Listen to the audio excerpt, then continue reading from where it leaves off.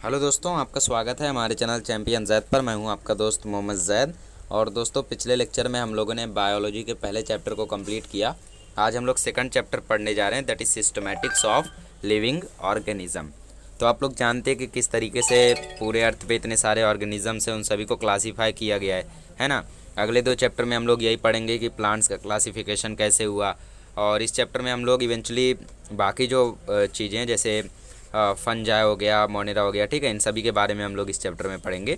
बाकी चीज़ों के बारे में हम लोग अगले चैप्टर में पढ़ेंगे, लाइक प्लांटे एंड एनिमेलिया। तो इस चैप्टर में हम लोग सिर्फ इनके बेसिक देखने वाले हैं कि कैसे कैसे क्लासीफाई हुए, और फिर लास्ट में इनमें से हम लोग 3 किंगडम को पढ़ने वाले हैं, है ना। चलो, systematics of living organism. There is a great diversity of organism around us. Since time immemorial, we humans have been exploiting this wealth for our own benefit. ठीक है। During this process, man tried to differentiate between and identify organism.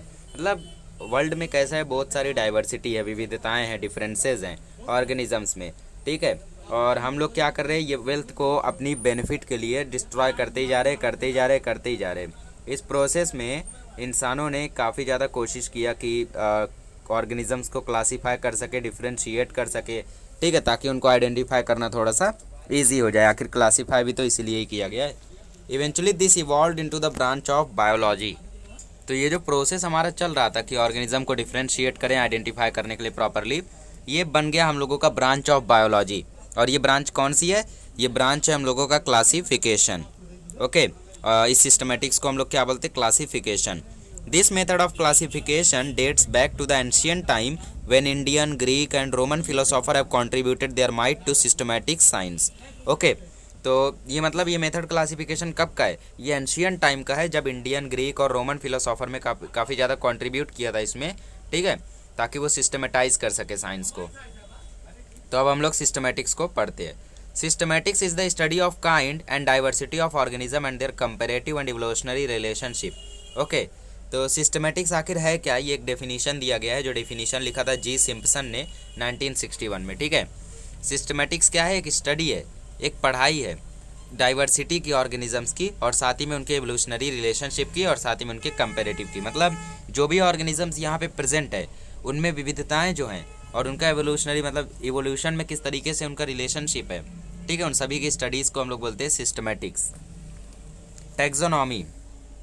Taxonomy means classification following certain rules और principal, ठीक है। Taxonomy word कैसे आता है? Taxon मतलब होता है, ठीक है, टैक्सिस मतलब होता है मीनिंग, ठीक है, और नॉमस मतलब होता है रूल। देखो नीचे दिया गया है, taxis meaning arrangement and nomos meaning law और रूल। मतलब हम लोग जब अरेंजमेंट करते हैं अलग अलग रूल्स का यूज़ करके, तो उसको हम लोग बोलते हैं टैक्सोनॉमी।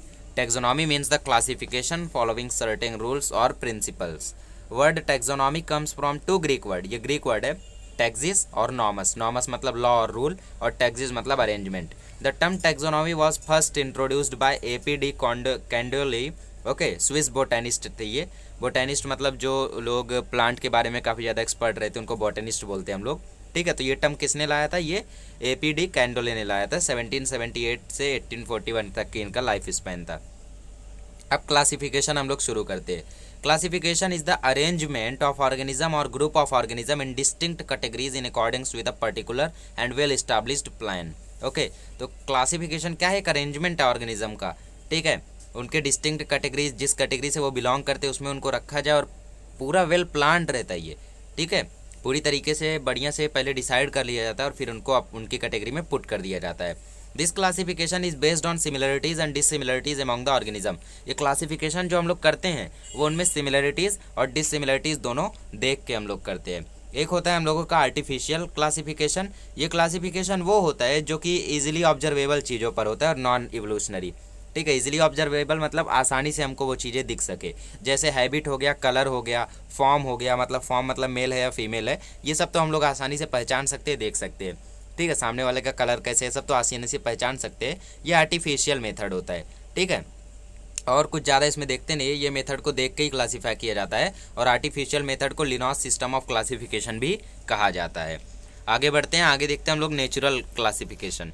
तो ये क्लासिफिकेशन वो क्लासिफिकेशन है जो कि objectively significant rather than being selected for one convenience like artificial system of classification. मतलब इसमें क्या होता है, इसमें हम लोग उनके कैरेक्टर्स को देखते हैं, ठीक है। नेचुरल क्लासिफिकेशन में हम लोग उनके कैरेक्टर्स को देखते हैं और ये इजीली ऑब्जर्वेबल नहीं होता है, हम लोग इसमें आसानी से पता नहीं लगा सकते। कैसा था आर्टिफिशियल में, कलर था, मेल फीमेल फॉर्म ये सब, ठीक है, तो उसको तो हम लोग इजीली पहचान सकते थे। बट नेचुरल में कैसा रहता है, ये कैरेक्टर्स पर बेस्ड रहता है, तो वो सब चीज़ें हम लोग इतना आसानी से पहचान नहीं सकते हैं। आगे आता है फाइलोजेनेटिक। फाइलोजेनेटिक मतलब क्या कि कोई एक मेन, जैसे नीचे आपको दिया है यहाँ पे कॉमन एंसिस्टर, ठीक है, ये फाइलोजेनेटिक का एग्जांपल है, कॉमन एंसिस्टर और फिर इससे ये तीन लोग जुड़े हुए हैं, that is archaea, bacteria and eukaryota, ठीक है, वही होता है हमारा फाइलोजेनेटिक। आगे बढ़ते हैं, it is the classification based on common evolutionary descent, example Engler and Prantl classification. ये मतलब काफ़ी ज़्यादा ईजी होता है, ठीक है, कॉमन इवोल्यूशनरी डिसेंट पर बेस्ड होता है। इसमें एग्जाम्पल्स हैं एंगलर और पेरेंटलेस क्लासिफिकेशन। इसका लिनॉस एग्जाम्पल था और फिर उसके बाद नेचुरल के एग्जाम्पल बैंथम और हुकर सिस्टम है और फिर इसके एग्जाम्पल एंगलर और पेरेंटलेस हैं। In the system and classification the terms like taxa and categories are often used. इसमें हम लोग इनका यूज़ करते हैं। Each category is referred to as a unit of classification. हर एक कैटेगरी को हम लोग यूनिट ऑफ क्लासिफिकेशन की तरह रिफर करते हैं। In fact it represent a rank and is commonly termed as taxon, ठीक है। इवेंचुअली टैक्सॉन मतलब क्या होता है, टैक्सॉन मतलब होता है रैंक, ठीक है। 3 domains of life. It is believed that life is originated on the earth in its very simple form. Constant struggle of the early living being gave rise to more and more forms, perfect forms of life. This struggle and progress is evolution which led to formation of the diverse life forms. ठीक है, शुरू से ही evolution हो रहा है। हम लोग जानते हैं सबसे पहले प्रोटोप्लाज्मा आया और फिर उसके बाद उससे इतनी ज़्यादा विविधताएं हुई कि आज 7 मिलियन सिर्फ एनिमल्स की स्पीसीज़ हैं। सोचो 7 मिलियन हम लोगों की एनिमल्स की स्पीसीज़ है, तो बाकी टोटल आप लोग करोगे तो मतलब 70 लाख तो सिर्फ यही लोग हो गए। तो कितने ज़्यादा लोग हैं यहाँ पे, अगर हम लोग फंजाई और बाकी सबको भी जोड़ दे तो सोचो कितना ज़्यादा हो जाएगा। तो एक प्रोटोप्लाज्मा से इतनी सारी चीज़ें बन गई कि आज काफ़ी ज़्यादा मुश्किल हो जाता है हम लोगों को, इसीलिए हम लोगों को उनको क्या करना पड़ता है, डिवाइड करना पड़ता है, ठीक है। तो कार्ल वुश जो थे 1990 में, उन्होंने प्रपोज किया 3 डोमेन्स ऑफ लाइफ और वो 3 डोमेन्स आपको ऊपर दिए गए हैं। ये तीनों है ना, यही तीनों है 3 डोमेन्स ऑफ लाइफ। सबसे पहला है आर्किया, फिर बैक्टीरिया, फिर यूकैरियोटा, जिसको यूकैरिया भी हम लोग बोलते हैं। Domain is an unit larger than kingdom in the system of classification. Domain मतलब क्या होता है, जैसे किंगडम होता है ना, किंगडम से भी बड़ा यूनिट कौन है, डोमेन। डोमेन के बाद आता है किंगडम, किंगडम के बाद क्लासेस, फाइलम वगैरह ये सब, ठीक है। चलो, बैक्टीरिया एंड आर्किया बोथ है prokaryotic cell whereas eukaryota has eukaryotic cell, ठीक है। आर्किया और बैक्टीरिया दोनों का ही प्रोकैरियोटिक सेल होता है। प्रोकैरियोटिक मतलब प्रीमिटिव होता है, प्रो मतलब प्रीमिटिव, ठीक है, और कैरियो मतलब न्यूक्लियस। तो इनका न्यूक्लियस कैसा होता है, प्रीमिटिव होता है और वेल डेवलप्ड नहीं होता है। और जो यूकैरिया है उसका सेल कैसा होता है, यू मतलब ट्रू, ठीक है, यू मतलब ट्रू और कैरियोटा मतलब न्यूक्लियस, मतलब इसका वेल डेवलप्ड न्यूक्लियस होता है। और ये सारे डोमेन्स जो हैं इनके पास यूनिक राइबोसोमल आरएनए होता है ना। राइबोसोमल आरएनए के बारे में आप लोग जानते होंगे, लास्ट ईयर फर्स्ट चैप्टर में भी पढ़ा था इसके रोल वगैरह के बारे में। Archaea are known for their survival in very extreme condition like high temperature, salinity, acidic condition etcetera. Archaea किस लिए जाना जाता है, आर्किया इतने एक्सट्रीम कंडीशन में सर्वाइव करने के लिए जाना जाता है। जैसे हाई टेम्परेचर, एकदम हाई टेम्परेचर हो वहाँ पे भी सर्वाइव कर लेगा, एकदम हाई सैलिनिटी डेड सी में ये सर्वाइव कर लेगा, एसिडिक कंडीशन, इतना ज़्यादा एसिडिक कंडीशन में भी ये सर्वाइव कर सकता है। Bacteria though are prokaryotes differ from archaea in structure of cell wall, ठीक है। बैक्टीरिया जो है वो आर्किया से थोड़ा सा अलग है, कौन से बेसिस पे, स्ट्रक्चर ऑफ सेल वॉल के बेसिस पे, ठीक है। इनका जो सेल वॉल का स्ट्रक्चर है वो थोड़ा सा अलग है। अब पढ़ते केमोटैक्सोनॉमी। केमो मतलब, ठीक है, केमो मतलब classification based on chemical constituent. Chemo मतलब क्या, केमिकल, ठीक है। तो केमिकल कंस्टिट्यूएंट के बेसिस पे जब हम लोग क्लासिफिकेशन करते हैं तो उसको बोलते हैं केमोटैक्सोनॉमी। It is the method based on biological classification based on similarities and dissimilarities in the structure of certain compounds present among the organism being classified, ठीक है। और अगर शॉर्ट में बोले तो ये क्लासिफिकेशन किस पे बेसिस पर है, केमिकल कंस्टिट्यूएंट पे है ऑर्गेनिज्म के। एग्जांपल जैसे आर्किया का सेल वॉल जो रहता है वो बिना पेप्टिडोग्लिकॉन के रहता है और जो प्रोकैरिया का होता है वो पेप्टिडोग्लिकॉन के साथ होता है, ठीक है। यूकैरिया और फंजाई में चिटनस सेल वॉल रहता है और जबकि प्लांट में सेलुलॉजिक सेल वॉल होता है। तो ये चिटनस, सेल्यूलोज और पेप्टिडोग्लिकॉन ये सब क्या है, ये सब केमिकल्स हैं, ठीक है। तो इनके बेसिस पर क्लासीफाई करें तो आर्किया और प्रोकैरिया देखो अलग अलग है, क्योंकि आर्किया के पास पेप्टिडोग्लिकॉन नहीं होता है और प्रोकैरिया के पास पेप्टिडोग्लिकॉन होता है। यूकैरिया फंजाई में चिटनस सेल वॉल होता है, जबकि प्लांट में सेलुलोजिक सेल वॉल होता है। तो इसके बेसिस पे जब हम लोग क्लासिफिकेशन करते हैं तो उसे कहते हैं केमोटैक्सोनॉमी। ठीक है। न्यूमेरिकल टैक्सोनॉमी, न्यूमेरिकल टैक्सोनॉमी में मतलब हम लोग क्वांटिटी पर बेस्ड करते हैं, ठीक है, उनके कैरेक्टर्स की क्वांटिटी पर। This system is based on quantification of character and develop an algorithm for classification. The basic aim of this taxonomy was to create a taxonomy unique numeric algorithm like cluster analysis rather than using subjective valuation of their properties. ठीक है, मतलब कितनी ज़्यादा उनमें क्वांटिफ characters हैं, ठीक है, और साथ ही में एल्गोरिथमिक क्लासिफिकेशन एल्गोरिथम का यूज़ करते हैं इसमें। और मतलब देखा जाता है कि इसके अंदर कितना कैरेक्टर है, इसके अंदर कितना कैरेक्टर है, बेसिस उनके बेसिस पर इनको क्लासीफाई किया जाता है। और ये उतना हार्ड नहीं होता है क्योंकि इसमें क्लस्टर एनालिसिस, सब्जेक्टिव वैल्यूएशन वगैरह की ज़रूरत नहीं पड़ती, उनके प्रॉपर्टी वगैरह की इतना ज़्यादा ज़रूरत नहीं पड़ती है। ठीक है, तो इसीलिए न्यूमेरिकल टैक्सोनॉमी थोड़ा सा ईजी होता है। ठीक है, ये सिस्टम कौन लाया था? ये सोकेल लेकर आए थे, सोकेल और स्मिथ 1963 में। अब बात करते क्लैडोग्राम की। क्लैडोग्राम मतलब ब्रांचिंग। ठीक है, एक के बाद हम लोग ब्रांचिंग करते हैं ना, उसको बोलते हैं cladogram. It is a typical branching pattern, नीचे दिया भी है। As shown in previous page a diagram of domains of life is a cladogram. ऊपर दिखा ना आप लोगों को, ये क्या है? ये क्लैडोग्राम है, क्लैडोग्राम का एग्जाम्पल है।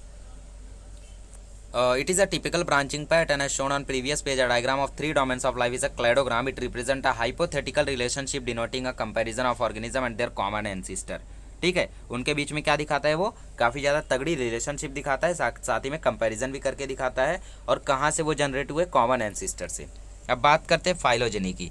ठीक है, it is evolutionary relationship of organism. It is an important tool in classification and it takes into account not merely the morphological status but also the relationship of one group of organism with other group of life. मतलब phylogeny में क्या होता है? हम लोग evolutionary relationship इसमें add रहता है ऑर्गेनिजम्स का। ठीक है, ये एक इंपॉर्टेंट टूल है क्लासिफिकेशन में, क्योंकि इसमें सिर्फ हम लोग मॉर्फोलॉजिकल स्टेटस नहीं देखते। मॉर्फोलॉजिकल मतलब बनावट। ठीक है, सिर्फ हम लोग बनावट ही नहीं देखते, बट उसके साथ साथ हम लोग एक ग्रुप के ऑर्गेनिज्म का दूसरे ग्रुप के ऑर्गेनिज्म से रिलेशनशिप भी देखते हैं। The system helps to understand the evolution and also focuses on the similarities of their metabolic functioning. ठीक है, ये इस सिस्टम से हमें क्या फ़ायदा होता है कि मेटाबॉलिक फंक्शनिंग का भी काफ़ी ज़्यादा नॉलेज मिलता है, इस पर भी वो फोकस करता है। वो उसका जो 3 डोमेन ऑफ लाइफ वाला कॉन्सेप्ट था, साथ ही में विटाकर का 5 किंगडम जो था, ठीक है, वो सब एग्जांपल है फाइलोजेनेटिक रिलेशनशिप के। क्योंकि उसमें आप लोगों ने देखा होगा कि एक ऑर्गेनिज्म दूसरे ऑर्गेनिज्म से अलग अलग ग्रुप के कैसे रिलेटेड है, उसमें काफ़ी ज़्यादा एग्जांपल से बताया गया है ना। विटाकर का 5 किंगडम की बात कर ले, kingdom monera, kingdom protista, kingdom animalia, kingdom fungi, kingdom plantae, या फिर हम लोग 3 डोमेन ऑफ लाइफ की बात कर दे, जैसे बैक्टीरिया, आर्किया, यूकरिया। ठीक है, ये सब। चलो अब देखते हैं डीएनए बारकोडिंग। छोटा सा प्रोसेस है। इसमें क्या होता है? ये एक हम लोगों का नया मेथड है, ताकि हम लोग कोई भी स्पीसीज़, अगर नई स्पीसीज़ का मतलब मिले, कोई नई स्पीसी, रेयर स्पीसीज़ है जो, उसका आइडेंटिफिकेशन करने के लिए काफ़ी ज़्यादा ये यूज़फुल होती है। ठीक है, तो DNA barcoding is a new method for the identification of any species based on it's DNA sequence from a टिनी tissue sample of the organism under study. ठीक है, मतलब कोई भी एक ऑर्गेनिज्म, उसके अंदर से हम लोग छोटा सा एक टिश्यू निकाल लेंगे और फिर उसके बाद उससे हम लोग मैच करेंगे, जैसे यहाँ पे दिया है। It helps to study newly identified species as well as understanding the ecological and evolutionary relationship between the living being. The process of DNA barcoding includes 2 steps. ये प्रोसेस में 2 स्टेप है। पहला स्टेप क्या? जो भी हम लोगों को नॉन स्पीशीज़, मतलब जितनी स्पीशीज़ हम लोगों को मालूम है, उनका डीएनए बारकोड लेना, और फिर उसके बाद जो हमें नया प्लांट मिला या फिर नया एनिमल, जो भी नई स्पीशीज़ मिली है, उससे हम लोग मैच करेंगे। ठीक है, against the barcode library for the identification. Barcode library में कई सारे अलग अलग स्पीशीज़ के अलग अलग डीएनए बारकोड प्रेजेंट है, वहाँ से हम लोग हर एक से मैच करेंगे। जिससे मैच कर गया, समझ लो उस स्पीशीज़, उस जाति का वो प्लांट या फिर वो ऑर्गेनिज्म बिलोंग करता है ना। जैसे समझ लो कोई नया, समझ लो आप डॉग इन्वेंट नहीं हुआ है, ठीक है, डॉग एकदम गायब हो चुके, हम लोग 1000 साल बाद आ गए जहाँ पे डॉग एकदम गायब हो चुके हैं। ठीक है, बट उसकी जो स्पीशीज़ है उसका हमारे पास लाइब्रेरी में डेटा अवेलेबल है। तो समझ लो मैंने एक डॉग को देखा, मैंने बोला साइंटिस्ट के पास गया, मैंने बोला यार ये कौन सा नया ऑर्गेनिज्म मिला है, ये तो एनिमल की तरह लग रहा है, थोड़ा थोड़ा कैट की तरह लग रहा है, आप पता करो ये कौन सी स्पीशीज़ का है ना। तो उसका पहले डीएनए बारकोडिंग में क्या करेंगे, उसका पहले डीएनए सैंपल लेंगे और फिर सबसे मैच करेंगे, जिससे मैच हो गया उसकी स्पीशीज़ का वो होगा। ठीक है, आगे बढ़ते हैं। DNA barcoding has many application. इसके बहुत सारे फ़ायदे हैं। कौन से फ़ायदे? ठीक है, प्रोटेक्शन ऑफ इंडेंजर्ड स्पीसीज़, जो भी स्पीसीज़ खतरे में, उनका मतलब जो भी स्पीसीज़ खत्म होने वाले हैं उनका प्रोटेक्शन के लिए, नेचुरल रिसोर्सेज के प्रिजर्वेशन के लिए, पेस्ट कंट्रोल, एग्रीकल्चर में पेस्ट कंट्रोल के लिए, ठीक है, डिजीज वेक्टर्स को फाइंड करने के लिए, ऑथेंटिकेशन के लिए, नेचुरल हेल्थ की, प्रोडक्ट और आइडेंटिफिकेशन ऑफ मेडिसिनल प्लांट के लिए भी ये काफ़ी ज़्यादा यूजफुल है।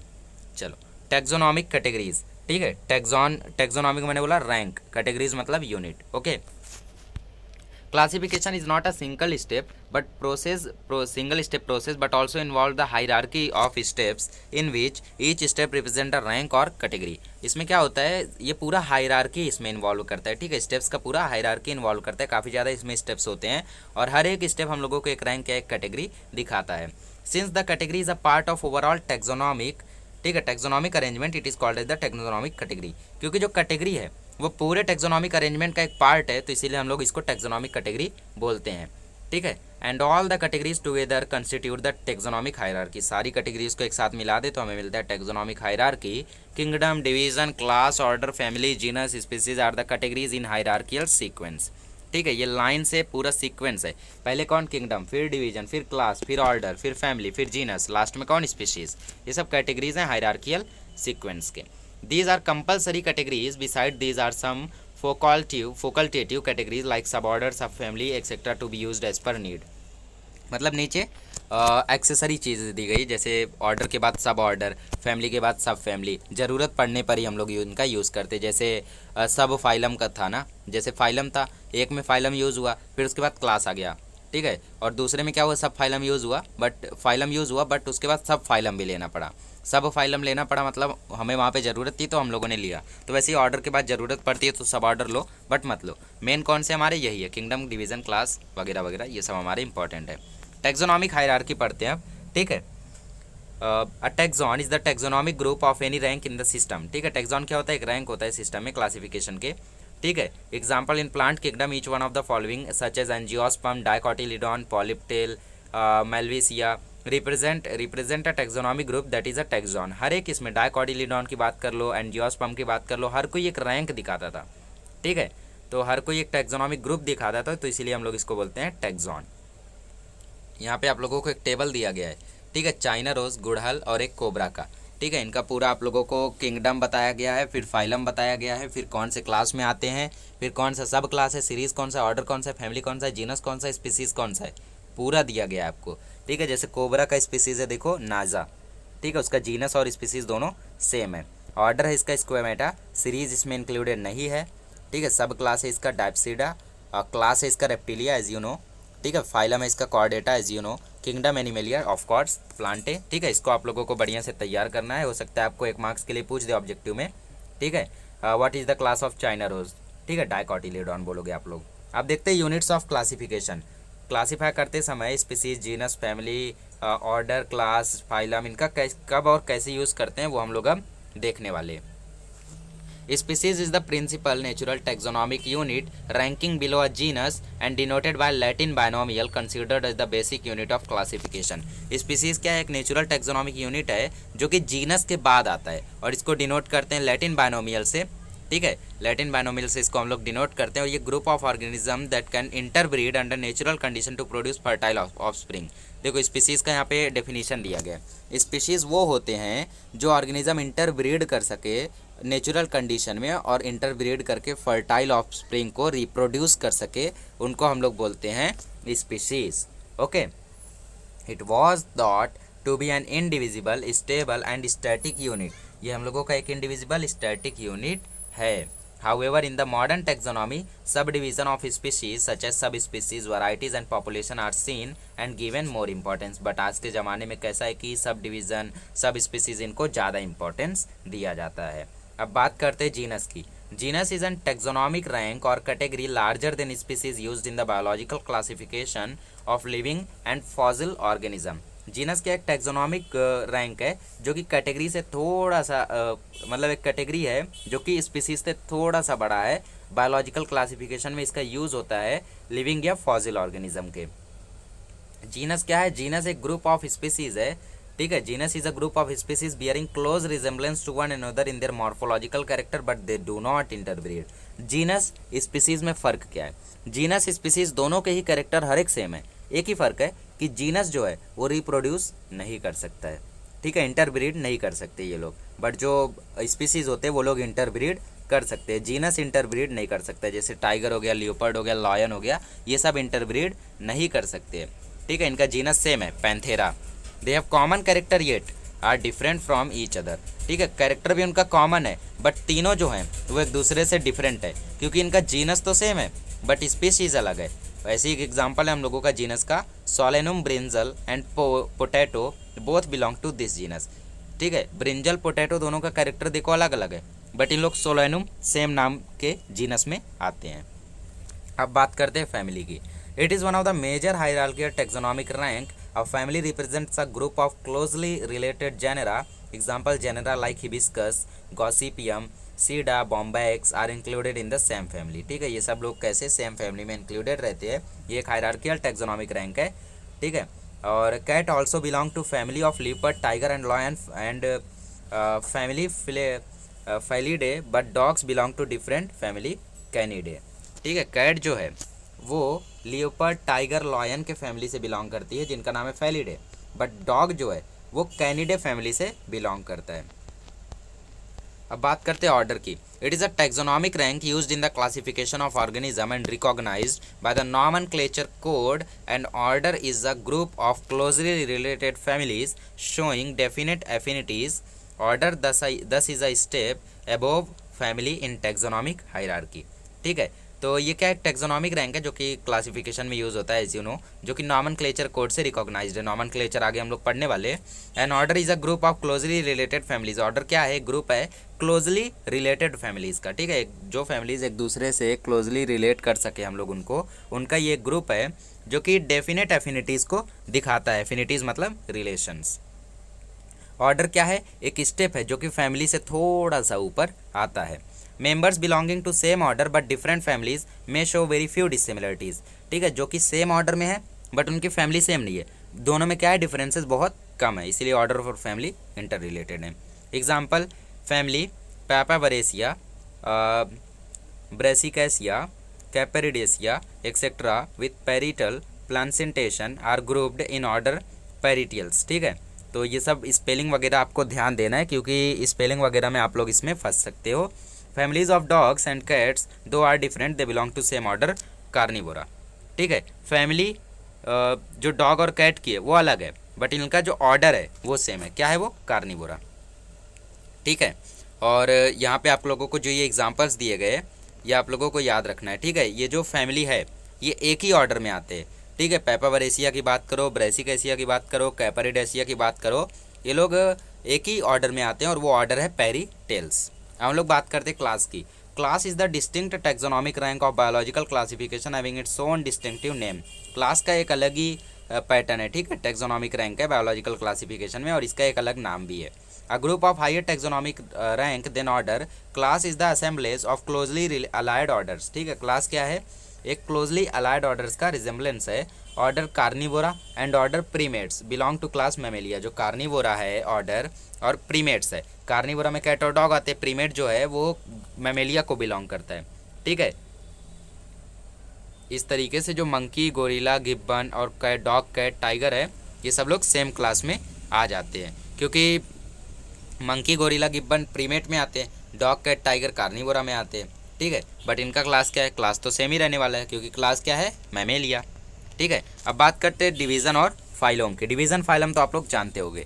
Division is a category composed of related classes. Example division angiosperm includes 2 classes. ठीक है, एंजियोस्पर्म पहले फेनेरोगैम, क्रिप्टोगैम, फिर एंजियोस्पर्म, जिम्नोस्पर्म। ठीक है, फेनेरोगैम्स में फिर एंजियोस्पर्म भी 2 में डिवाइडेड है, पहला डाइकोटिलीडॉन फिर मोनोकोटिलीडॉन। ठीक है, एनिमल क्लासिफिकेशन में ये सब यूनिट की तरह होता है जिसको हम लोग कैटेगरी का सब यूनिट बोलते हैं या फिर फाइलम बोलते हैं। सब किंगडम की बात करते हैं। Different division having some similarities form subkingdom. ठीक है, अगर हम लोग डिवाइड करते हैं बट फिर भी उनमें कुछ ना कुछ सिमिलरिटीज़ रह जाती है तो उसको हम लोग सब किंगडम में आगे डिवाइड करते हैं, फिर उसके बाद आगे डिवीज़न करते हैं। जैसे एंजियोस्पर्म और जिम्नोस्पर्म है, इनका जो सब किंगडम है वो फेनेरोगैम है। ठीक है, मतलब पहला किंगडम कौन है, किंगडम प्लांटे। फिर उसके बाद कौन है, क्रिप्टोगैम, फेनेरोगैम। तो फेनेरोगैम क्या है, फेनेरोगैम है सब किंगडम। ठीक है, इसको हम लोग स्पर्मेटोफाइटा भी बोलते हैं, Spermatophyta kingdom. It is the highest taxonomic category composed of different सब किंगडम्स। बहुत सारे सब किंगडम एक साथ मिलते हैं तो बनता है किंगडम।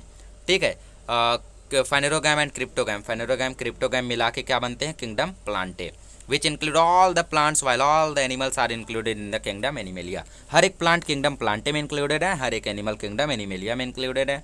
ठीक है, taxonomic categories we have considered so far are broad categories. Okay, जितने भी हम लोगों ने टैक्सोनॉमिक कैटेगरीज को कंसीडर किया है वो सारे के सारे बहुत ही बड़े कैटेगरीज है, बहुत सारे कैटेगरीज है। तो scientist have added subcategories to this in order to place organism in more scientific manner.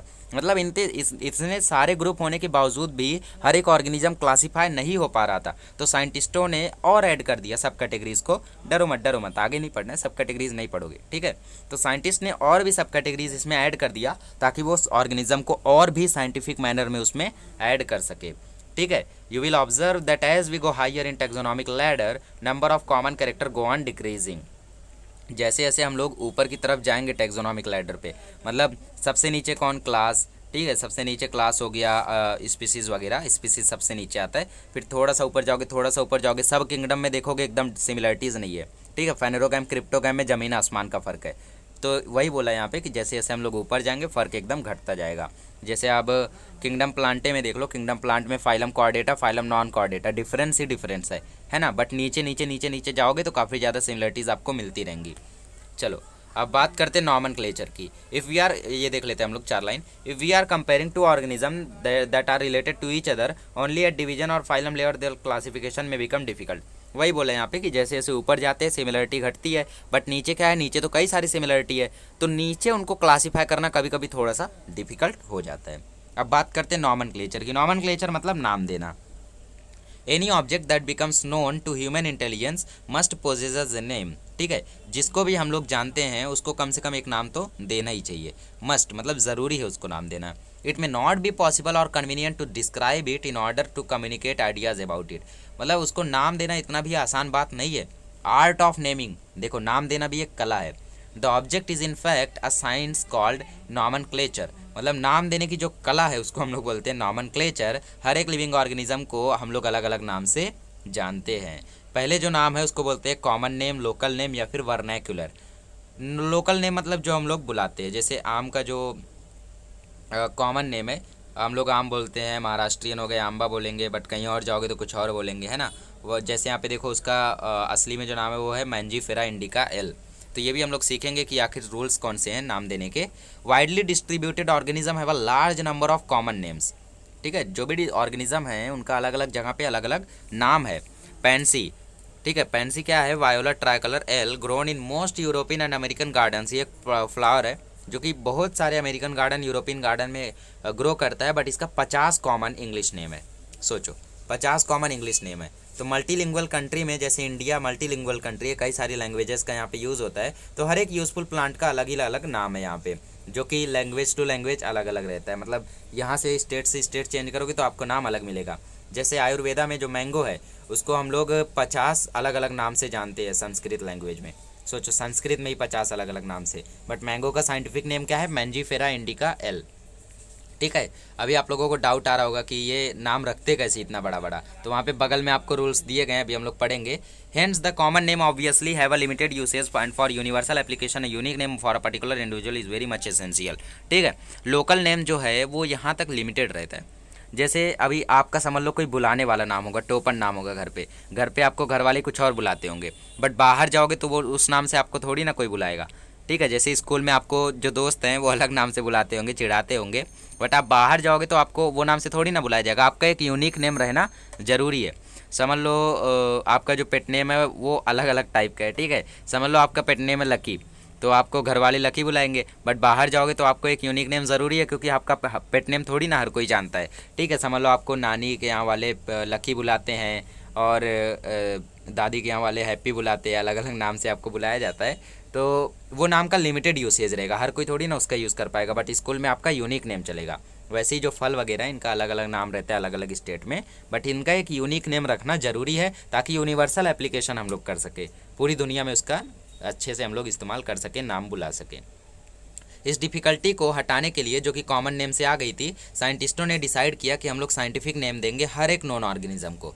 ठीक है। नॉन ऑर्गेनिज्म मतलब जितने लोग को हम जानते थे। These are systematic this provide means for international communication. Initially the polynomial system was used but Carl Linnaeus used binomial system of nomenclature.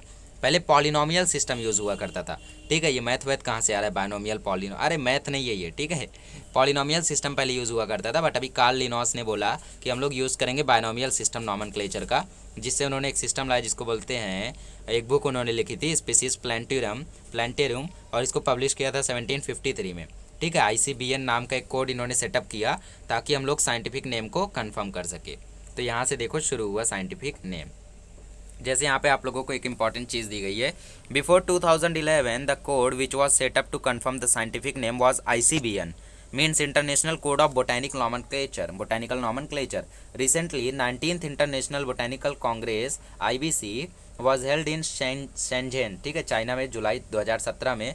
और जो कोड है उसको हम लोग शेंझेन कोड भी बोलते हैं। तो जो ओल्ड तरीका था उसको अभी चेंज कर दिया गया है, अभी नया तरीका आ गया है ICNAFP।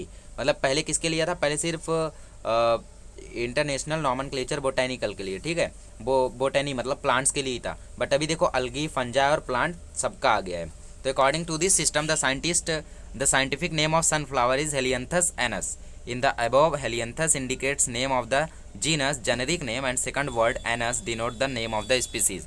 मतलब पहला जो नाम है ये जो हेलियंथस है ये क्या डिनोट करता है, ये डिनोट करता है जीनस का नाम। ठीक है, in the above Helianthus indicates the name of the genus. और यहाँ पे जो एनस है, एनस क्या डिनोट करता है, ये स्पीसीज का नाम डिनोट करता है। फिर जो बायनोमियल नॉमेनक्लेचर सिस्टम था वहाँ पे कुछ रूल्स हैं, तो उन रूल्स को हम लोग पढ़ लेते हैं और फिर उसके बाद हम लोग एक एक करके हर एक किंगडम को अच्छे से पढ़ेंगे। ठीक है, तो ये रूल्स आखिर हैं क्या, यहाँ पे देखो, name of organism is composed of 2 Latin और ग्रीक वर्ड। किसी भी ऑर्गेनिज्म का नाम बनाते समय हम लोग 2 लैटिन या 2 ग्रीक वर्ड का यूज़ करेंगे। ठीक है, लैटिन या ग्रीक वर्ड वो रहने चाहिए, काफ़ी ज़्यादा फेमस है लैटिन और Greek. Generic name is a simple noun. Generic name simple noun रहना चाहिए और उसका जो पहला अक्षर है वो कैपिटल लेटर से शुरू होना चाहिए। ठीक है, जैसे आप लोग देख सकते हो मैंजीफेरा में पहला लेटर M से शुरू हुआ है।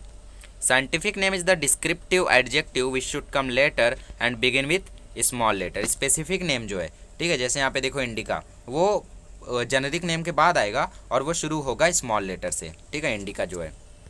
साइंटिफिक नेम अगर हैंड रिटन है तो उसको अंडरलाइन करना है, और अगर हैंड रिटन नहीं है तो उसको इटैलिक्स में अगर प्रिंट किया है, जैसे यहाँ पे इटैलिक्स में प्रिंट है तो इसको अंडरलाइन करने की ज़रूरत नहीं है। बट अगर ये नॉर्मली ऐसा लिखा होता है जैसा बाकी टेक्स्ट बुक में लिखा है तो उसको अंडरलाइन करना पड़ता होता है। ठीक है, ये चीज़ है।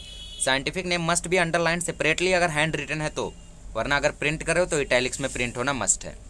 The generic and specific names should not have less than 3 letters and more than 13 letters. 3 से कम लेटर का होना नहीं चाहिए, 13 से ज़्यादा लेटर का होना नहीं चाहिए। ठीक है, जैसे यहाँ पे आप लोग देख सकते हो मैंजीफेरा 1 2 3 4 5 6 7 8 9 10। ठीक है, 9 ही लेटर का ये। तो इसी तरीके से यहाँ पे बोला है कि 13 लेटर से ज़्यादा नहीं होना चाहिए, लेस देन 3 लेटर्स। ठीक है, और मोर देन 13 लेटर से नहीं होना चाहिए, 3 और 13 के बीच में होना चाहिए। Usually the name of the author who names a plant or animal is also written in full or abbreviated form after scientific name. जैसे यहाँ पे मैंजीफेरा इंडिका L है, तो जो L है ना वो लिनॉस को डिनोट करता है, मतलब वो इंसान या फिर वो ऑथर। ठीक है, वो ऑथर जो किसी भी प्लांट या एनिमल का नाम देता है वो उसके नाम के बाद उसका नाम लिखा जाएगा, नाम पूरा लिखा जाएगा या उसके पहला लेटर लिखा जाएगा abbreviated.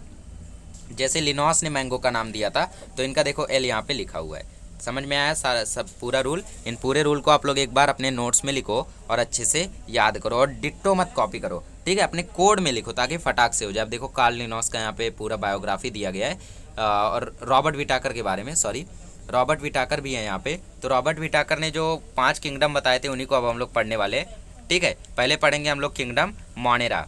It contains unicellular organism with prokaryotic cellular organism. Monera क्या करता है, यूनिसेलुलर ऑर्गेनिज्म को कंटेन करता है, मतलब एक सेल वाले ऑर्गेनिज्म को, जो कि प्रोकैरियोटिक सेलुलर ऑर्गेनिज्म होती है इनकी। प्रो मतलब प्रिमिटिव, इनका सेल वेल डेवलप्ड नहीं होता है, तो बिना वेल डेवलप्ड सेल के ये ऑर्गेनाइज्ड रहते हैं। ठीक है, मोनेरा में यूनिसेलुलर प्रोकैरियोटिक ऑर्गेनिजम्स इसमें इंक्लूड रहते हैं। याद रखो, मोनेरा ही ऐसा किंगडम है जहाँ पे प्रोकैरियोटिक ऑर्गेनिजम्स आते हैं, बाकी हर जगह हर किंगडम में यूकैरियोटिक है।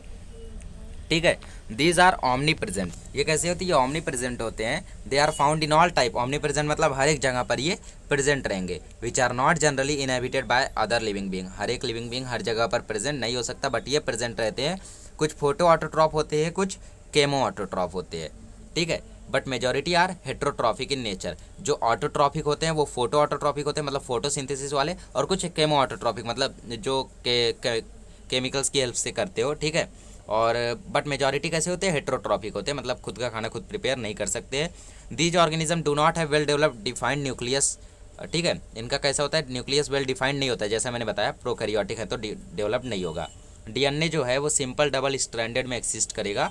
Circular single chromosome called as nucleoid, ठीक है। सिंगल क्रोमोजोम से ये रहेंगे जिनको हम लोग न्यूक्लियॉड भी बोलते हैं। Smaller circular molecules of DNA as extra chromosomal genetic element called plasmid are often present. देखो यहाँ पे क्या बोला है, डीएनए जो है वो सिंपल डबल स्ट्रैंडेड में प्रेजेंट होता है, ठीक है। और सर्कुलर सिंगल क्रोमोजोम, बस एक ही क्रोमोजोम इसमें प्रेजेंट रहते हैं, इसलिए हम लोग इसको न्यूक्लियॉड बोलते हैं।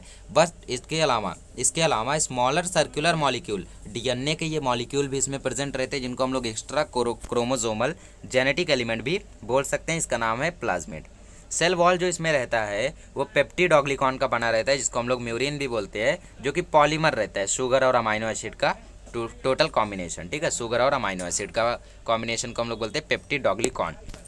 Membrane bound organelles, example mitochondria, ठीक है। इसमें मेम्ब्रेन में सारे ऑर्गेनल्स रहते हैं, सेल ऑर्गेनल, जैसे माइटोकॉन्ड्रिया, क्लोरोप्लास्ट, एंडोप्लाज्मिक रेटिकुलम, ये सब एब्सेंट रहते हैं, ठीक है, प्रेजेंट नहीं रहते हैं। राइबोसोम जो है वो काफ़ी ज़्यादा स्मॉलर रहता है साइज में, ठीक है, 70s than in eukaryotic cell. Eukaryotic cell से वो 70s छोटा रहता है। The mode of reproduction in modern era is asexual or with the help of binary fission or budding, ठीक है। तो इनका जो रिप्रोडक्शन है वो या तो असेक्सुअली रिप्रोड्यूस करेंगे, और असेक्सुअल रिप्रोडक्शन में वो बाइनरी फिजन से कर सकते हैं या फिर बडिंग से। वेरी रेयरली, कभी कभी ऐसा होता है कि वो सेक्सुअल रिप्रोडक्शन करें, और करते भी है तो कॉन्जुगेशन मेथड से। Morphologically bacteria are categorised into 4 group, ठीक है। बैक्टीरिया जो है वो 4 ग्रुप में कैटेगराइज्ड है। Spherical, caucus, rod shaped bacillus, और जो कॉमा या फिर कॉमन शेप्ड विब्रियो, ठीक है, और स्पाइरल स्पीरिलियम, इनको हम लोग अभी पढ़ने जा रहे हैं, ठीक है। पहला आता है आर्की बैक्टीरिया, ठीक है। हम लोगों ने मॉनेरा देखा, मॉनेरा में कौन है? बैक्टीरिया। बैक्टीरिया के टाइप दिए हैं, उन टाइप्स को अब हम लोग पढ़ने जा रहे हैं। पहला है Archie bacteria. These are differentiated from other bacteria on the basis of their different cellular features. These bacteria are mostly found in extreme environment, hence termed extremophiles. ये जो रहते हैं ये बैक्टीरिया दूसरों से अलग होते हैं, ठीक है, और अलग अलग सेलुलर फीचर से फाइंड किए जाते हैं, ठीक है। और बैक्टीरिया जो है वो ज़्यादा से ज़्यादा एक्सट्रीम एनवायरनमेंट में फाइंड किए जाते हैं, इसीलिए हम लोग इनको एक्सट्रीमोफाइल्स भी बोलते हैं। एक्सट्रीम एनवायरनमेंट मतलब जहाँ पे रहने की स्थिति हो ही ना, वहाँ पे ये पाए जाते हैं, इसीलिए इनको हम लोग एक्सट्रीमोफाइल्स भी बोलते हैं। ये वैरायटी ऑफ प्लेसेस में फाइंड किए जाते हैं, जैसे वॉल्केनिक क्रिएचर से लेके सॉल्टी लेक्स से हॉट स्प्रिंग्स तक ये फाइंड किए जाते हैं। इनका जो एबिलिटी है कि कैसा भी हॉस्टाइल एनवायरनमेंट हो, बट वहाँ पे ये विथ स्टैंड कर सकते हैं, सर्वाइव कर सकते हैं एक्सट्रीम कंडीशन में, ठीक है, वो इनकी एबिलिटी काफ़ी खास है। Bacteria that can withstand high salinities, जो एक्सट्रीम कंडीशन में रह सकते हैं उनको बोलते हैं एक्सट्रीमोफाइल्स। जो हाई सैलिनिटीज़ में रह सकते हैं उनको बोलते हैं हेलोफाइल्स। जो एक्सट्रीम टेम्परेचर पर रह सकते हैं उनको बोलते हैं thermophiles. Okay, very common example इसका क्या है? मिथेनोजेनिक बैक्टीरिया फाउंड इन गट और रिमिनेंट्स, ठीक है, काऊ या बफेलो का जो रिमिनेंट है उसमें ये फाइंड किए जाते हैं, वो इसका एग्जाम्पल है। ये बैक्टीरिया क्या करता है? मीथेन के प्रोडक्शन में मदद करता है बायोगैस प्लांट में। यहाँ पे आप लोगों को दिया है different shape bacteria, different shapes of bacterial cells. अब हम लोग पढ़ते हैं यू बैक्टीरिया के बारे में। These are commonly referred as true bacteria. They have cell wall of peptidoglycan, ठीक है। They are found as autotrophs and heterotrophs. The autotroph can be photosynthetic like chlorobium, ठीक है, जो कि ग्रीन सल्फर बैक्टीरिया होते हैं, या फिर क्रोमेटियम हो सकते हैं, या फिर केमोसिंथेटिक हो सकते हैं, जैसे सल्फर बैक्टीरिया। केमोसिंथेटिक मतलब वो अपना फोटोसिंथेसिस एक होता है और एक केमोसिंथेटिक होते हैं, ठीक है, अलग अलग दोनों होते हैं। तो सल्फर बैक्टीरिया इसमें हो सकता है। ये मोस्टली मल्टी सेलुलर होते हैं, फिलामेंटस फॉर्म में होते हैं, और फ्रेश वाटर में ये पाए जाते हैं। इनकी बॉडी जो होती है वो म्यूकिलाइजीनियस शीट से कवर्ड रहती है। जेनेटिक मटेरियल जो रहता है वो प्रोकैरियोटिक में क्लोरीन बी रहता है, ठीक है, कैरोटीन सही है। और जैंथोथिल्स आर द फोटोसिंथेटिक पिगमेंट्स। इसमें जैंथोथिल क्या होता है? फोटोसिंथेटिक पिगमेंट होता है एक। फिलामेंट जो रहता है वो हेट्रोसिस्ट शो करता है, जो कि हेल्प करता है नाइट्रोजन फिक्सेशन में। नाइट्रोजन फिक्सेशन हम लोगों ने 9th में पढ़ा है। Heterotroph are the most abundant, ठीक है, हेट्रोट्रॉफ सबसे ज़्यादा इसमें पाए जाते हैं, ज़्यादा से ज़्यादा इसमें डिकम्पोजर्स होते हैं और लार्ज मॉलिक्यूल को सिंपल मॉलिक्यूल में बनाने के लिए जाने जाते हैं। दे कैन बी एनोरोबिक, ठीक है, एनोरोबिक हो सकते हैं, जो कि मिल्क को कन्वर्ट करने के लिए, मिल्क को कर्ड में कन्वर्ट करने के लिए यूज़ होते हो, जैसे लैक्टोबैसिलाई, या फिर नाइट्रोजन फिक्सेशन में हेल्प करते हो जैसे एजोटोबैक्टर, या फिर एंटीबायोटिक प्रोडक्शन में काम करते हो जैसे स्ट्रेप्टोमाइसिस, ठीक है, composting and degrading oil. But the story doesn't end here, some of them are pathogen, मतलब मदद करने वाले तो हैं दही बनाने में, एंटीबायोटिक बनाने में, नाइट्रोजन फिक्सेशन में, बट बीमारियां देने वाले भी हैं, ठीक है, टाइफॉइड, कॉलेरा, ट्यूबरक्लोसिस, टिटनेस, ऐसी बीमारियां देने वाले भी यहाँ पे हैं। समझ गए। अब हम लोग पढ़ते हैं mycoplasma. These are smallest of the living forms, they do not have cell wall, इनका सेल वॉल नहीं होता है और ये स्मॉलेस्ट होते हैं लाइफ फॉर्म में, ठीक है। कई सारे पैथोजेनिक होते हैं, ये हमारे पैथोजेनिक होते हैं, काफ़ी ज़्यादा बीमारियां देने वाले, और they are found resistant to common antibiotic due to absence of cell wall, और ये एंटीबायोटिक से रेसिस्टेंट कर लेते हैं, मतलब खुद का बचाव ये कर सकते हैं एंटीबायोटिक से, ठीक है। अगर इनकी बीमारी आपको लगी तो एंटीबायोटिक भी हो सकता है हेल्प ना करे, ठीक है। This group include all the unicellular but eukaryotic organism, ठीक है, मतलब मोनेरा में कैसा था, उसमें भी हम लोगों के यूनिसेलुलर ही थे, बट वो प्रोकैरियोटिक थे, मतलब वेल डेवलप्ड न्यूक्लियस नहीं था। प्रोटिस्टा में भी यूनिसेलुलर ऑर्गेनिज्म है, बट ये यूकैरियोटिक है, यू मतलब ट्रू, कैरियो मतलब न्यूक्लियस, तो इनका वेल डेवलप्ड न्यूक्लियस है, okay. These organisms show link with all eukaryotic kingdom like plantae, fungi and animalia। बाकी जो 3 किंगडम है उससे भी ये लिंक दिखाते हैं। जैसा मैंने बताया कि आप लोग जैसे जैसे ऊपर जाओगे तो थोड़ा कम मिलेगा सिमिलरिटी रहेगा बट थोड़ा कम रहेगा। तो सिमिलरिटी क्या है, यूकैरियोटिक से ये रिलेट किए जा सकते हैं। तो प्रोटिस्टा में सबसे पहला आता है प्लांट लाइक प्रोटिस्टा, ठीक है, फिर एनिमल लाइक प्रोटिस्टा। तो प्लांट लाइक प्रोटिस्टा मतलब ये प्रोटिस्टा कैसे रहेंगे, प्लांट की तरह दिखेंगे। इनको हम लोग क्रीसोफाइट्स भी बोलते हैं, ठीक है। They are commonly termed phytoplanktons, they are microscopic and mostly photosynthetic and are major producer in oceans. ये कैसे होते हैं, ये सिंथेटिक होते हैं, ठीक है, फोटोसिंथेसिस परफॉर्म कर सकते हैं और साथ ही में माइक्रोस्कोपिक होते हैं, बिना माइक्रोस्कोप के हम इनको देख नहीं सकते। और ये मेजर प्रोड्यूसर्स होते हैं ओशन में, ज़्यादा से ज़्यादा कहाँ पाए जाते हैं, ओशियंस में। Most of them are referred to as diatoms, कई सारे ये इसमें से डायटम्स में रिफ़र किए जाते हैं, क्योंकि इनका जो बॉडी वॉल है वो 2 सोप बॉक्स से बना हुआ है, ठीक है, फिटिंग सिलिका कवर्स, ठीक है, जैसे फिटिंग सिलिका कवर की तरह 2 सोप बॉक्स से बना हुआ है, तो 2 मतलब डाई, ठीक है, डायटम इसीलिए हम लोग इसको बोलते हैं।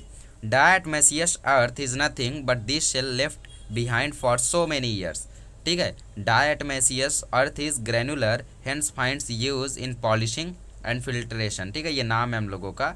तो ये क्या है, ये एक शेल्स की तरह होता है, ठीक है। तो इन शेल्स का किस में यूज़ किया जाता है, पॉलिश और फिल्ट्रेशन में यूज़ किया जाता है। यहाँ पे आप लोग फोटो देख सकते हो डायटम्स की। अब बात करते हैं एनिमल लाइक प्रोटिस्टा की। They are also termed as protozoans, ठीक है, इनका जो सेल वॉल रहता है वो एब्सेंट रहता है, लैक लिखा है इसीलिए। ये हेट्रोट्रॉफ होते हैं और ये they are believed to be primitive animal form, ये काफ़ी पुराने बिलीव किए जाते हैं। प्रो है ये लोग, ठीक है, primitive pro. Amoeboid protozoans have pseudopodia as locomotory organ, pseudopodia से इन लोग अपना लोकोमोशन करते हैं। अमीबा फ्री लिविंग फॉर्म में होता है, बट जो एंटामीबा होता है वो एंडोपैरासाइट होता है और एमीबिक डायसेंट्री डिजीज़ वो कर सकता है, ठीक है। डायसेंट्री आप लोग जानते हो, लूज मोशन की तरह थोड़ा सा होता है। Flagellated protozoans have flagella as locomotory organ, ठीक है, फ्लैगलेटेड जो प्रोटोजोआन है उसमें फ्लैगेला होता है लोकोमोटरी ऑर्गन के तौर पे। और trypanosoma is a common flagellated pathogen which causes sleeping sickness, इससे क्या होता है, नींद उड़ने की बीमारी हो जाती है, ठीक है, बीमारी नींद से रिलेटेड बीमारी इससे हो जाती है। पैथोजेन मतलब डिजीज़ कॉजिंग हार्मफुल बैक्टीरिया वगैरह, ठीक है। Paramecium is a ciliate protozoan having cilia for locomotion, ठीक है, पैरामीशियम में सीलिया प्रेजेंट होता है लोकोमोशन मतलब मूवमेंट के लिए, लोकोमोशन मतलब मूवमेंट, ओके। पैरामीशियम में एक कैविटी रहती है जो कि सेल सरफेस पे ओपन रहती है, और प्लाज्मोडियम जो है वो स्प्रोजोआन प्रोटोजोआ की तरह होता है और इससे मलेरिया हो सकता है, ठीक है। ये स्पोर्स बनाता है अपनी लाइफ स्टेज के एक स्टेज में। चल सी वाला पढ़ते हैं। डाइनोफ्लैगलेट्स, दीज आर एक्वाटिक और फोटोसिंथेटिक, एक्वाटिक होते हैं, फोटोसिंथेटिक होते हैं। सेल वॉल जो रहता है वो सेलुलोजिक स्टिफ प्लेट्स से बना हुआ रहता है और ये पेयर ऑफ फ्लैगला को पोजेस करते हैं, जैसे आप लोग फ्लैगला यहाँ पे देख सकते हो, ठीक है, ये देखो एक फ्लैगला और यहाँ पे दूसरा फ्लैगला, ओके। चलो they have a wide range photosynthetic pigment which can be yellow, green, brown, blue and red. इनका जो फोटोसिंथेटिक पिगमेंट का रेंज है वो काफ़ी ज़्यादा है। वो ग्रीन हो सकता है, येलो हो सकता है, ब्राउन हो सकता है, ब्लू हो सकता है, रेड हो सकता है। Gonyaulax is a dinoflagellate that is responsible for famous red tide. ठीक है, मतलब ये लोग जब ये ओशंस में थोड़ा सा बाहर आते हैं तो उस समय क्या होता है कि इनके बॉडी के कलर की वजह से, इनके पिगमेंट की वजह से पूरा समुद्र हमें रेड लगने लगता है। तो ये रेड टाइड के लिए फेमस है। ये कभी कभी तो ऐसा काम करते हैं कि जो पूरा सी रहता है वो रेड दिखने लगता है। अब बात करते हैं फंजाई लाइक प्रोटिस्टा की। तो ये कॉमनली मैक्सोमाइटसेट्स वाला ग्रुप बनाते हैं। These are saprophytic organism found on decaying leaves. ठीक है, जो लीव्स वगैरह सड़ने लगती है, डिकम्पोज होने लगती है, उन पे ये पाए जाते हैं। और डिकेइंग लीव्स पर their cell aggregate to form a large cell mass called Plasmodium.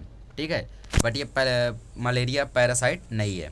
तो इनका जो सेल रहता है वो एक बड़ा सा लार्ज सेल मास बनाता है जिसको हम लोग बोलते हैं plasmodium. The spores produced by plasmodium are very tough and survive even very harsh condition. तो जो स्पोर्स ये प्रोड्यूस करता है वो इतने टफ होते हैं कि मुश्किल से मुश्किल कंडीशन में ये सर्वाइव कर जाते हैं। अब बात करते हैं यूग्लिनॉइड्स की। इनमें सेल वॉल प्रेजेंट नहीं होता है बट इनकी टफ कवरिंग होती है। ठीक है, प्रोटीनेसियस पेलिकल की इनके ऊपर कवरिंग होती है। चलिए, they possess two flagella, one short and other long. दो फ्लैगला ये पोज करते हैं, एक शॉर्ट होता है और एक काफ़ी ज़्यादा लॉन्ग होता है। ठीक है, आगे बढ़ते हैं। They behave as heterotrophics in absence of light but possess pigment. ठीक है, ये वैसे तो फोटोसिंथेसिस कर सकते हैं बट अगर लाइट नहीं रहेगा तो ये हेटरोट्रॉफ की तरह पोज करते हैं। ठीक है, बट इनके पास जो पिगमेंट वगैरह है उनको ये पोज करते हैं। Similar to that of higher plants for photosynthesis. वैसे तो ये हेटरोट्रॉफ की तरह बिहेव करते हैं बट जो हायर प्लांट्स में फोटोसिंथेसिस होता है, जो फोटोसिंथेसिस में पिगमेंट वगैरह यूज़ करते हैं, उनको भी ये पोजेस करता है। ठीक है, किंगडम प्लांटे, वैसे इसमें थोड़ा सा शॉर्ट में दिया है, अगले चैप्टर में हम इनको डीप में पढ़ने वाले हैं। Kingdom is dominated by autotroph. पूरे के पूरे इसमें ऑटोट्रॉफ भरे हुए, हम लोग जानते हैं प्लांट ऑटोट्रॉफ होता ही है। ठीक है, कुछ सेमी ऑटोट्रॉफिक मेंबर्स भी इसमें है, कुछ इंसेक्टिवरस प्लांट है जैसे Venus flytrap, pitcher plant, bladderwort, और साथ ही साथ इसमें हेट्रोट्रॉफिक पैरासाइट मेंबर्स भी है जैसे कस्क्यूटा। ठीक है, मेंबर्स इसके किंगडम के मल्टी सेलुलर हैं, यूकैरियोटिक सेल है, क्लोरोफिल इंक्लूडेड है, सेल जो है उसमें सेल वॉल है, मोस्टली उनका जो सेल वॉल है वो सेलुलोज से बना हुआ है। Plant exhibit alternation of generation, that is life cycle है टू डिस्टिंक्ट फेजेस। ठीक है, इनकी लाइफ साइकिल में दो फेजेस होते हैं। Kingdom plantae is divided into two major group, cryptogam and phanerogam. Cryptogam को क्रिप्टोगैमी भी बोलते हैं, फेनेरोगैम को फेनेरोगैम्स। ठीक है, फेनेरोगैमे भी बोलते हैं। तो ये तो ट्रेलर था, पिक्चर अगले चैप्टर में, तो इनको हम लोग डीप में अगले चैप्टर में ही पढ़ते। अभी पढ़ते kingdom fungi. These are eukaryotic heterotrophic showing extracellular digestion. They are found in warm and humid places. ठीक है, ये यूकैरियोटिक होते हैं, साथ ही में हेटरोट्रॉफिक होते हैं जो कि एक्स्ट्रा सेलुलर डाइजेशन को पोजेस करते हैं और ये वार्म मतलब गर्म जगहों पर पाए जाते हैं। इनका जो बॉडी है वो काफ़ी ज़्यादा सिंपल है, कुछ कुछ टाइम पे ये यूनिसेलुलर भी हो सकता है और लॉन्ग थ्रेड लाइक स्ट्रक्चर होता है इनको, जिसको हम लोग बोलते हैं hyphae. Large fungi such as mushroom have a compact mass of cells. ठीक है, मशरूम जो है इनका, बड़े बड़े फंजाई जैसे मशरूम, उनका जो सेल का मास है वो काफ़ी ज़्यादा लार्ज होता है। Unicellular organism have a protoplast with many nuclei. Unicellular organism के पास प्रोटोप्लास्ट होता है जिसमें काफ़ी ज़्यादा न्यूक्लियाई होते हैं। एग्जांपल जैसे राइजोपस, सैक्रोमाइसिस। ठीक है, सैक्रोमाइसिस मतलब ईस्ट, जो कि यूनिसेलुलर फंगस है। Filamentous fungi consist of a body called mycelium. Filamentous fungi उस बॉडी को कंसिस्ट करता है जिसको हम लोग बोलते हैं माइसीलियम, इन विच जो हाइफी होता है वो प्रेजेंट होता है। हाइफी में भी विथ सेप्टा और विदाउट सेप्टा। जो हाइफी है इसमें वो सेप्टा के साथ भी हो सकता है और बिना सेप्टा के भी हो सकता है। ओके, दे में भी यूनी और मल्टी न्यूक्लिएटेड, मतलब इसमें जो न्यूक्लियस वगैरह है वो एक हो सकता है, ज़्यादा हो सकता है। The non septa multinucleate hyphae are called coenocytic hyphae. जो इसमें non septatic multinucleate hyphae है उनको हम लोग कोइनसोटिक बोलते हैं। और जो सेल वॉल रहता है फंजाई में वो चिटिन का बना हुआ रहता है। ठीक है, अब पॉलीसेक्राइड और फंगल सेलुलोज जिसको हम लोग बोल सकते हैं। फंजाई जो रहता है वो एग्जिबिट करता है heterotrophic mode of nutrition. Mostly इसमें क्या रहता है, वो सेप्रोफाइटिक होते हैं, कुछ पैरासिटिक भी हो सकते हैं और कुछ प्रेडेटर भी हो सकते हैं। ठीक है, प्रेडेटर मतलब शिकारी की तरह, प्रे मतलब शिकार। वो रिप्रोड्यूस कर सकते हैं sexually as well as asexually, दोनों मोड ऑफ रिप्रोडक्शन इनके अंदर प्रेजेंट होता है। असेक्सुअली करेंगे तो वो फ्रेगमेंटेशन परफॉर्म कर सकते हैं, फिजन परफॉर्म कर सकते हैं, बडिंग भी परफॉर्म कर सकते हैं। कुछ फंजाई सिम्बायोटिक होते हैं। ठीक है, या तो वो अलगी के साथ रहेंगे जैसे लीचेन, या फिर वो माइकोरिजा के साथ रहेंगे, association with root of higher plant. जैसा आप लोग जानते हो माइकोरिजा कैसा रहता है, वो हायर प्लांट जो मतलब जो बड़े बड़े प्लांट है उनके रूट में वो कॉन्टैक्ट में रहता है। They are useful as well as harmful, वो यूजफुल भी हो सकते हैं, हार्मफुल भी हो सकते हैं। ठीक है, कौन किसकी बात हो रही है यहाँ पे, किंगडम फंजाई की। Mushrooms are consumed as food, yeast is used in bakery and breweries. मतलब मशरूम आप लोग जानते हो कि कुछ मशरूम आपको खाने से रोका भी जाता है, कुछ लोग बोलते हैं कि ये पॉइजनस है, इसको खाओगे तो जहर फैल जाएगा, हार्मफुल है ना। तो इसलिए यहाँ पे बोला है कि यूज़फुल भी हो सकता है, हार्मफुल भी हो सकता है। जैसे मशरूम कुछ अच्छे होते हैं, कुछ बुरे भी होते हैं, वो उसी तरीके से। और जो ईस्ट होता है वो बेकरी में भी यूज़ होता है, ब्रीवरीज में भी यूज़ होता है। आप लोग लास्ट ईयर ईस्ट के बारे में काफ़ी ज़्यादा डीप में पढ़ चुके हो। पेनिसिलियम एक फंगस होता है जो कि एंटीबायोटिक के प्रोडक्शन में काफ़ी ज़्यादा यूज़ होता है। हार्मफुल फंजाई जो डिजीज़ फैलाती है प्लांट और एनिमल में, उसका एक एग्जांपल दिया है प्यूशिनिया। फंजाई को आगे चलकर उनके स्ट्रक्चर के बेसिस पर भी क्लासीफाई किया गया, मोड ऑफ स्पोर फॉर्मेशन और फ्रूटिंग बॉडीज़ के बेसिस पर भी क्लासीफाई किया गया, और वो क्लासिफिकेशन नीचे आपको दिया है। ठीक है, फाइकोमाइसीट्स है पहला। These are commonly called algal fungi, इनको हम लोग अलगल फंगाई बोलते हैं। माइसीलियम जो इसमें रहता है वो प्रेजेंट रहता है। ठीक है, एसिप्टेटस सियोनाइसिटी का बना रहता है। ठीक है, कॉमनली ये मॉइस्ट और डैम्प्ड हैबिट में ग्रो होते हैं, और ऑर्गेनिक मैटर जो भी ऑर्गेनिक मैटर है जो डिके हो रहा है, डिकम्पोज हो रहा है, उन पे ये ज़्यादातर ग्रो होते हैं। और साथ ही में एक्वाटिक हैबिटेट में भी ग्रो हो सकते हैं, या फिर प्लांट में एज अ पैरासाइट ये भी ग्रो हो सकते हैं। ठीक है, इसमें एग्जांपल है म्यूकर, राइजोपस, अल्बुल्गो। ठीक है, राइजोपस के तो बारे में आप लोग जानते होंगे, म्यूकर भी हम लोगों ने लास्ट ईयर पढ़ा है। चलो अब पढ़ते हैं ascomycetes. These are called as sac fungi, इनको हम लोग क्या बोलते हैं, सैक फंजाई बोलते हैं। और ये फंजाई जो है वो मोस्टली मल्टी सेलुलर होती है, रेयरली यूनिसेलुलर वैरायटी हम लोगों को दिखेगी, जैसे ईस्ट हो गया। हाइफी जो रहता है वो काफ़ी ब्रांच्ड रहता है और सेप्टेट रहता है। सैक फंजाई जो रहता है वो डिकम्पोजर हो सकता है, पैरासाइटिस हो सकता है। ठीक है, या फिर कॉप्रोफिलस हो सकता है। कॉप्रोफिलस मतलब जो डंग पर ग्रो होते हैं, गोबर पर। Morels and truffles are varieties of sac fungi, ये मोरल्स और ट्रफल्स क्या हैं, वेराइटीज़ हैं सैक फंजाई की, और ये कंज्यूम्ड होते हैं डिलेसियसिस की तरह। ठीक है, डेलिकेसीज की तरह ये हम लोग कंज्यूम करते हैं। न्यूरोस्पोरा जो है वो यूज़फुल होता है जेनेटिक और बायोकेमिकल एसेज में। इसका एग्जांपल है एस्परजिलस, पेनिसिलम। ठीक है, Aspergillus, penicillium, Claviceps, Neurospora, saccharomyces. आप लोग सैक्रोमाइसिस, एस्परजिलस, पेनिसिलम इन सबसे तो फैमिलियर हो ही चुके हो। अब हम लोग बात करते हैं बेसिडायोमाइसीट्स। ये कॉमनली क्लब फंगाई इनको बोला जाता है। ठीक है, और इनका ब्रांच्ड सेप्टेट होता है, ब्रांच्ड होते हैं ये लोग, सेप्टेट हाइफी होते हैं।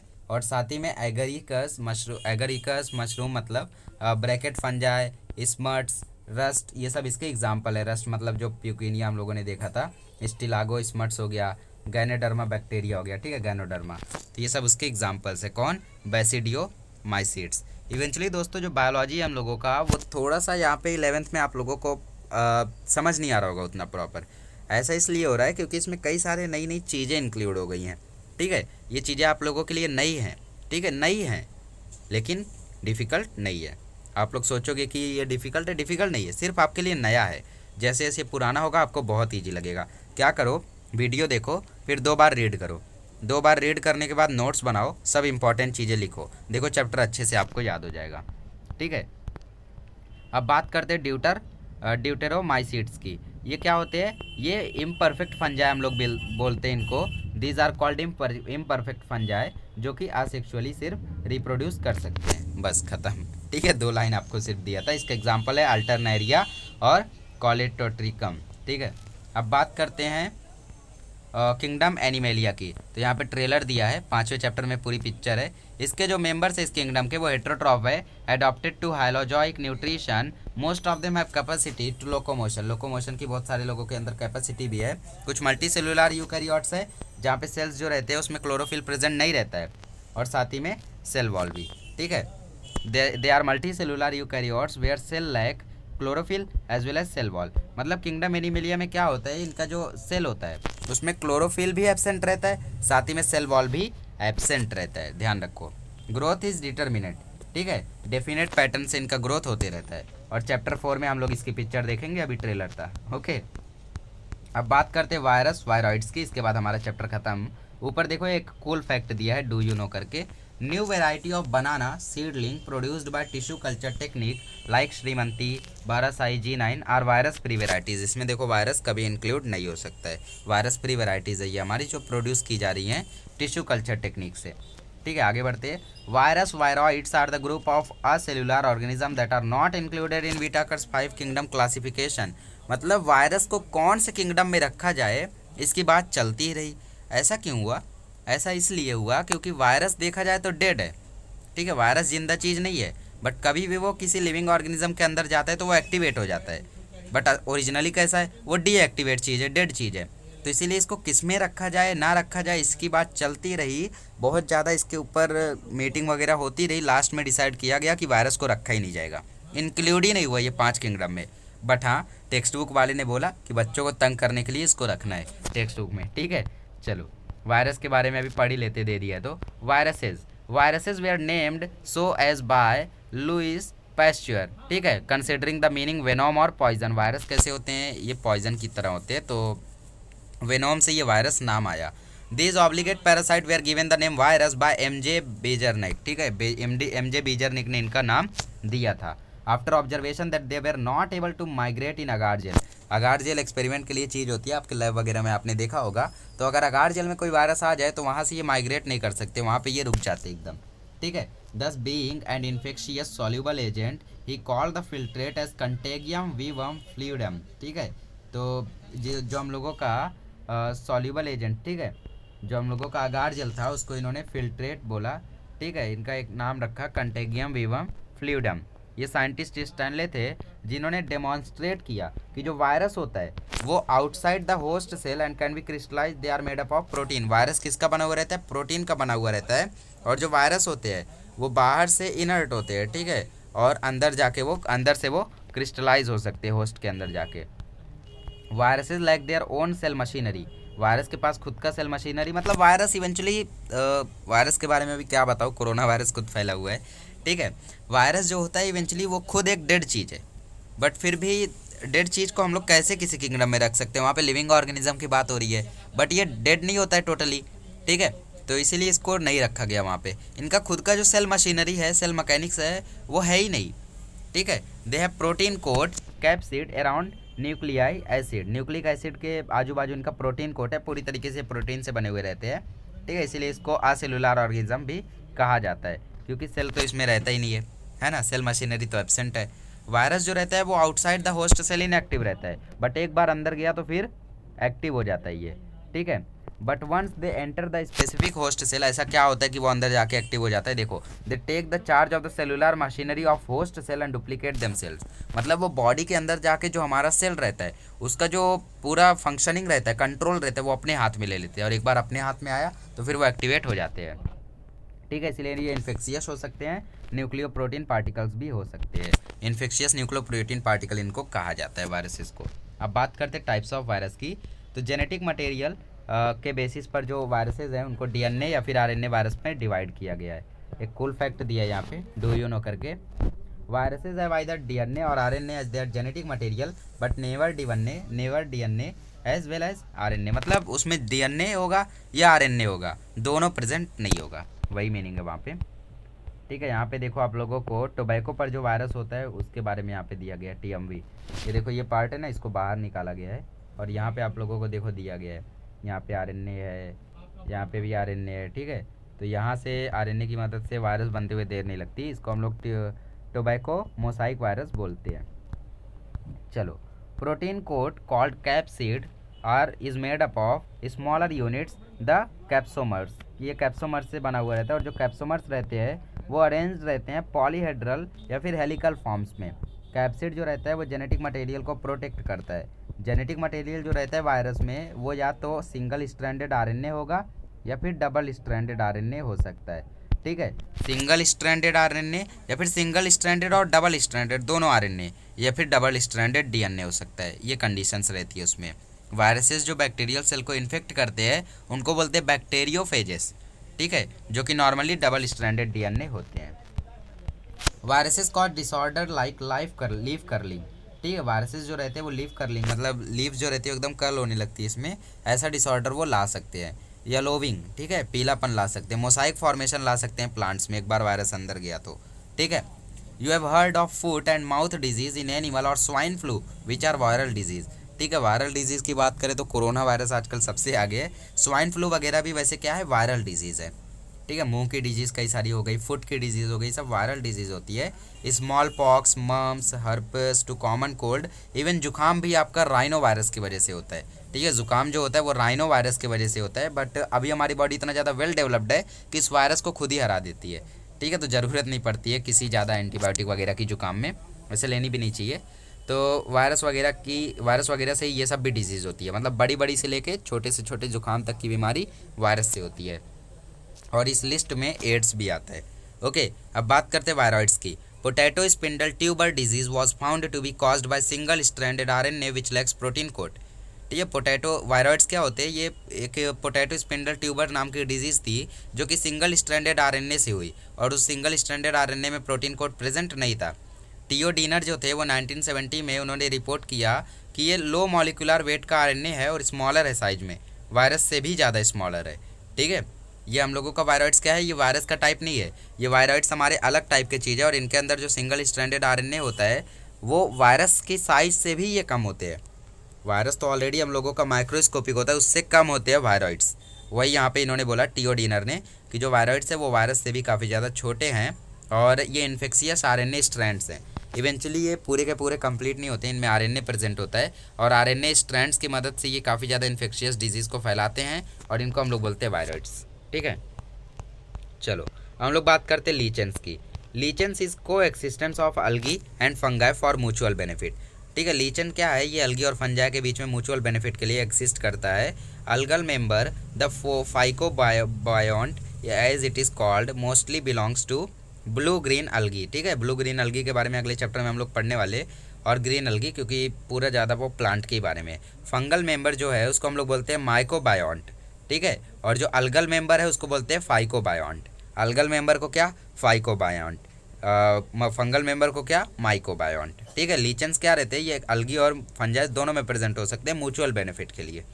चलो, they are excellent example of symbiosis, symbiotic मतलब दोनों का फ़ायदा, ठीक है। The algal component of lichen provide food to fungal part while fungus provide shelter to alga, ठीक है। जो इसमें अल्गल कंपोनेंट होता है लीचेन का, वो फूड प्रोवाइड करता है फंगल पार्ट को, और जो फंगस होता है वो शेल्टर प्रोवाइड करता है अल्गा को, ठीक है। और साथ ही में ये एब्जॉर्ब्ड वाटर और मिनरल भी प्रोवाइड करता है अल्गा को। जो एसोसिएशन रहता है वो काफ़ी इंटेंस रहता है, और इसीलिए काफ़ी डिफिकल्ट हो जाता है इनको आइडेंटिफाई करना as a separate living being, ठीक है। Though found in extreme environment like snow clad poles lichens are sensitive to pollution, मतलब भले ही ये काफ़ी ज़्यादा बर्फीली जगहों पर पाए जाएं, बट जो लीचेंस होते हैं वो पॉल्यूशन से काफ़ी ज़्यादा सेंसिटिव होते हैं, मतलब पॉल्यूशन एरिया में ये आपको नहीं मिलेंगे। They are not found in polluted region hence are called as pollution indicator, मतलब जहाँ पे ये आपको मिल गया वहाँ पे समझ जाना कि वहाँ पे पॉल्यूशन नहीं है, जहाँ पे ये नहीं मिल रहा है वहाँ पे समझ जाओ पॉल्यूशन ही पॉल्यूशन है, क्योंकि जहाँ पॉल्यूशन है वहाँ ये नहीं मिलता है। Lichens also play important role in soil formation, soil formation मतलब मिट्टी को बनाने में ये काफ़ी ज़्यादा इंपॉर्टेंट रोल प्ले करता है, क्योंकि ये काफ़ी ज़्यादा एक स्पेसिफिक एसिड होता है, ठीक है, जिसके बिना सॉइल नहीं बन सकता, तो उसके प्रोडक्शन में ये काफ़ी ज़्यादा मदद करता है, ठीक है। कौन, लीचेंस। चलो इसी के साथ आपका चैप्टर खत्म होता है। यहाँ पे टेबल आपको खुद से फिल करना है, ठीक है, ऑब्जर्व करके डिस्कस करके, बाकी सब आपको खुद से फिल करना है। आपको चाहिए तो मैं एक्सरसाइज का अलग से वीडियो बनाऊंगा। तो आई होप कि आप लोगों को पूरा चैप्टर पसंद आया होगा। काफ़ी ज़्यादा 1 घंटा लग गया पूरे चैप्टर को पढ़ाने में, बट हाँ ज़रूरी था, ठीक है। बोर भी होने लगे होगे आप, बट एक बार अभी वीडियो ख़त्म होने के बाद आप हर एक चीज़ को रीड करिए प्रॉपरली, तभी आप लोगों को ये अच्छे से समझेगा। और फिर आप लोग नोट्स बनाइए, उसमें इंपॉर्टेंट चीज़ें लिखिए, और ये क्वेश्चन आंसर को अच्छे से प्रिपेयर करिए। साथ ही जो ये ट्री डायग्राम है वो सबसे ज़्यादा IMP है, तो इसको बिल्कुल मत छोड़िए, ठीक है। बड़े बड़े क्वेश्चंस को भले छोड़ सकते हैं, बट ये ट्री डायग्राम, ठीक है, ये सब आप लोगों को बिल्कुल नहीं छोड़ना है। शॉर्ट नोट भी छोड़ सकते हो, बट ये करेक्ट ऑप्शन MCQ ये सब बहुत ज़्यादा IMP है आपके लिए। चलिए अगले लेक्चर में मिलेंगे तो हम लोग 3rd चैप्टर पढ़ेंगे। 3rd चैप्टर से हम लोगों की असली बायोलॉजी शुरू होती है, ये तो सिर्फ बेसिक था। चलिए मिलते हैं अगले लेक्चर में।